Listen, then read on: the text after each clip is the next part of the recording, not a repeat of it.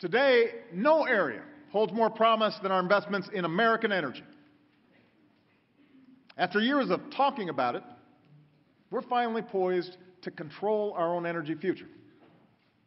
We produce more oil at home than we have in 15 years. We have doubled the distance our cars will go on a gallon of gas and the amount of renewable energy we generate from sources like wind and solar, with tens of thousands of good American jobs to show for it.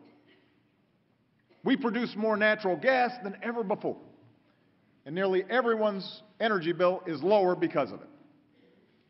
And over the last 4 years, our emissions of the dangerous carbon pollution that threatens our planet have actually fallen.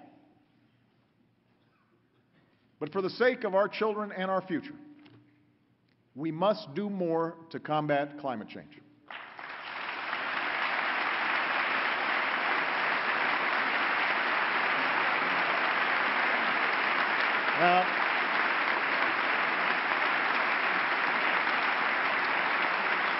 Now, it's true that no single event makes a trend.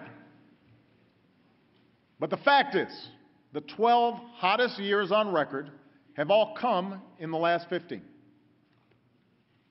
Heat waves, droughts, wildfires, floods, all are now more frequent and more intense.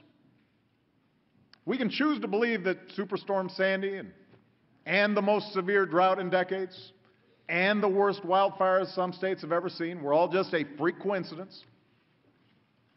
Or we can choose to believe in the overwhelming judgment of science and act before it's too late.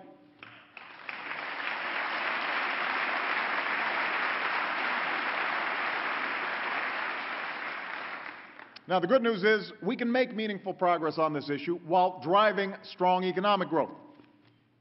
I urge this Congress to get together, pursue a bipartisan market-based solution to climate change, like the one John McCain and Joe Lieberman worked on together a few years ago.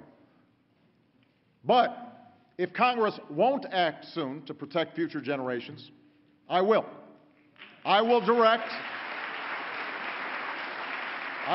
my cabinet to come up with executive actions we can take now and in the future to reduce pollution, prepare our communities for the consequences of climate change, and speed the transition to more sustainable sources of energy.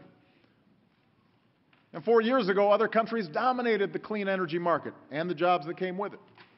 And we've begun to change that. Last year, wind energy added nearly half of all new power capacity in America.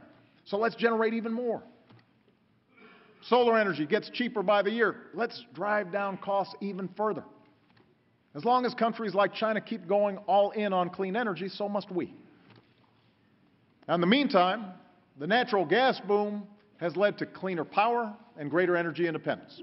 We need to encourage that. And that's why my administration will keep cutting red tape and speeding up new oil and gas permits.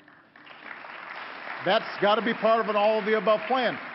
But I also want to work with this Congress to encourage the research and technology that helps natural gas burn even cleaner and protects our air and our water.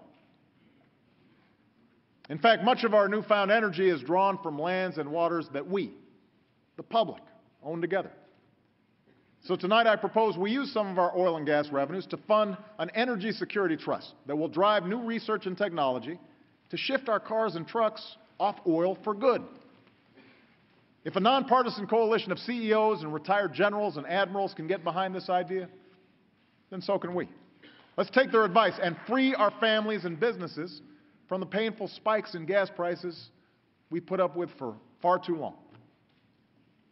I'm also issuing a new goal for America. Let's cut in half the energy wasted by our homes and businesses over the next 20 years.